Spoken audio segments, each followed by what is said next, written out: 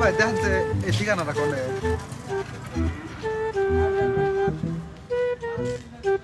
হ ভাই, ঠিকানা তো আমি চিনি। তাহলে কোন ভাই ঠিকানাটা কোনে?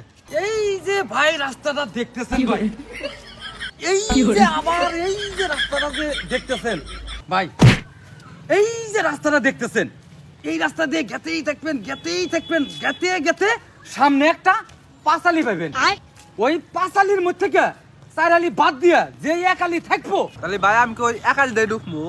হেই ভাই কোনতে যাবেন কে? আমি কি আপনি কই শুনতে যাবেন নাকি? আবারই আপনি ওই রাস্তা দিয়ে আপনি আবারই রিটার্ন আসবেন।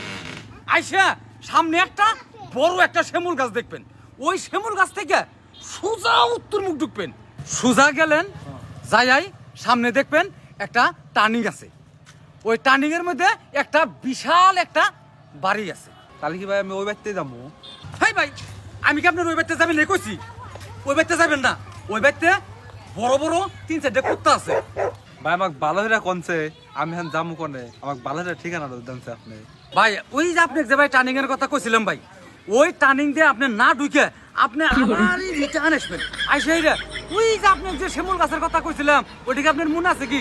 এই ভাই আমাকে বুঝাই পেছেন নি আপনি? এই ঘুরে ঘুরে আমাকে শিমুল গাছ তলে নিয়ে আসলেন। বালাহিরা কোনছে আমি যাবো কোনে?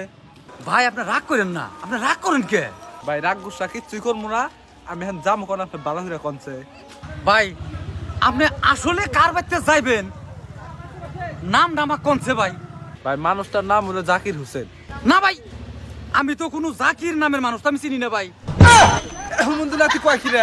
খেলা জাগাইছিল না, আমার কত দেড়টা ঘুরাইলো।